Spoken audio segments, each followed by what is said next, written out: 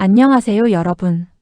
오늘은 선물 옵션 만기일 구조와 청산 개념에 대해 핵심만 쉽고 자세하게 정리해 보겠습니다. 선물 옵션 투자를 처음 시작하는 분들이 가장 헷갈려하는 부분 중 하나가 바로 만기일과 청산 개념입니다.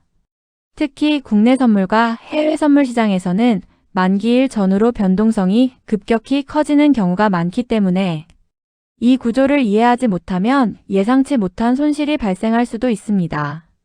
실제로 올해 2026년 시장에서도 옵션 만기일 전후로 외국인 수급과 프로그램 매매가 집중되면서 지수가 크게 흔들리는 흐름이 자주 나타나고 있습니다. 우선 선물 옵션에서 가장 기본적으로 알아야 하는 것은 선물과 옵션 모두 만기가 존재하는 상품이라는 점입니다. 일반 주식은 계속 보유할 수 있지만 선물과 옵션은 정해진 날짜가 지나면 계약이 종료됩니다. 이 때문에 만기일이 가까워질수록 시장 참여자들의 포지션 정리와 신규 진입이 활발해지면서 변동성이 커지는 특징이 있습니다. 먼저 선물 만기 구조부터 알아보겠습니다. 국내 코스피 200 선물 기준으로는 3월, 6월, 9월, 12월 두 번째 목요일이 대표적인 선물 만기일입니다. 해외 선물 역시 상품마다 만기 구조가 조금씩 다르지만 기본적으로 특정 월 단위로 계약이 종료되는 구조를 가지고 있습니다. 예를 들어 나스닥 선물이나 S&P 500 선물 역시 분기별 만기 구조가 존재합니다. 그렇다면 왜 만기일이 중요한 걸까요? 이유는 기관과 외국인 투자자들이 만기 전에 기존 포지션을 정리하거나 다음 월물로 이동하는 롤오버를 진행하기 때문입니다. 쉽게 말해 현재 보유 중인 계약을 청산하고 다음 만기 계약으로 다시 갈아타는 과정입니다. 이 과정에서 대규모 매수와 매도가 동시에 발생하기 때문에 시장 변동성이 커질 수 있습니다. 특히 올해 글로벌 금융시장은 AI 관련 기술주 변동성과 미국 금리 정책, 불확실성이 동시에 존재하면서 선물 옵션 만기일 전후 변동성이 더욱 확대되는 흐름이 나타나고 있습니다. 최근 미국 시장에서도 트리플 위칭데이 전후로 거래량이 급증하고 지수가 크게 흔들리는 현상이 반복되고 있다는 분석이 나오고 있습니다. 여기서 중요한 개념이 바로 청산입니다. 청산이란 기존에 보유한 포지션을 종료하는 것을 의미합니다. 예를 들어 선물을 매수한 상태라면 같은 수량만큼 매도를 해서 포지션을 종료하게 됩니다. 반대로 매도 포지션을 보유하고 있다면 다시 매수해서 청산하는 방식입니다. 많은 초보 투자자들이 착각하는 부분이 선물 만기일까지 무조건 보유해야 한다고 생각하는 것입니다. 하지만 실제 시장에서는 대부분 만기 전에 청산하거나 다음 월물로 롤오버하는 경우가 많습니다. 특히 단타나 스윙 트레이더들은 하루 안에도 여러 번 진입과 청산을 반복하기 때문에 만기일까지 포지션을 끌고 가는 경우는 많지 않습니다. 옵션 시장에서는 만기 개념이 조금 더 복잡합니다. 옵션은 특정 가격에 살 권리나 팔 권리를 거래하는 상품인데 만기일까지 해당 권리를 행사할 수 있습니다. 여기서 콜옵션은 상승에 베팅하는 개념이고 풋옵션은 하락에 베팅하는 개념입니다. 하지만 옵션은 시간이 지나면 가치가 감소하는 시간가치라는 특성이 존재합니다. 그래서 방향이 맞더라도 만기일이 가까워질수록 옵션 가격이 급격히 줄어드는 경우가 많습니다.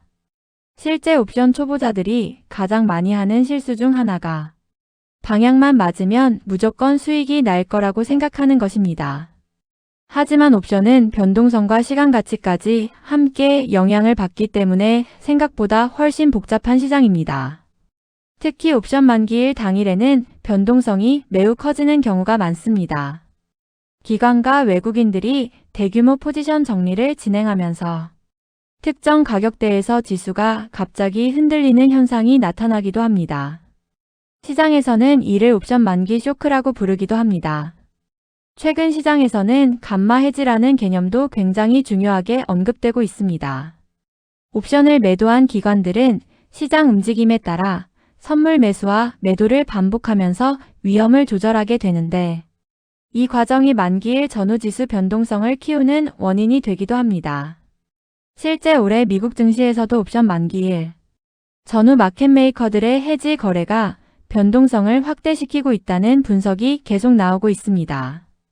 국내 시장에서도 외국인 선물 수급과 옵션 미결제 약정 흐름은 굉장히 중요한 지표로 활용됩니다. 예를 들어 특정 행사가의 콜옵션 미결제 약정이 집중되어 있다면 그 가격 부근에서 저항이 형성될 가능성이 높아질 수 있습니다. 반대로 풋옵션 미결제 약정이 많은 구간은 지지 역할을 하는 경우도 많습니다.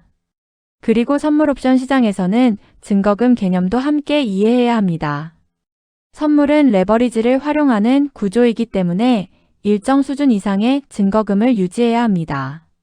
만약 손실이 커져 유지 증거금 아래로 내려가면 추가 증거금을 요구받게 되는데 이것을 마진콜이라고 부릅니다. 만약 추가 입금을 하지 못하면 강제 청산이 발생할 수도 있습니다. 특히 변동성이 큰 만기일 전후에는 순간적으로 지수가 크게 움직이면서 강제 청산이 발생하는 경우도 많습니다.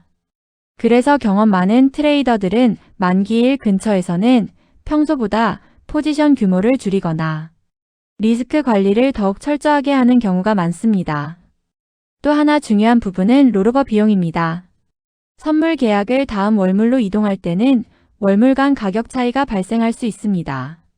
이를 콘탱고와 백워데이션 구조라고 부르는데 시장 상황에 따라 차이가 달라질 수 있습니다.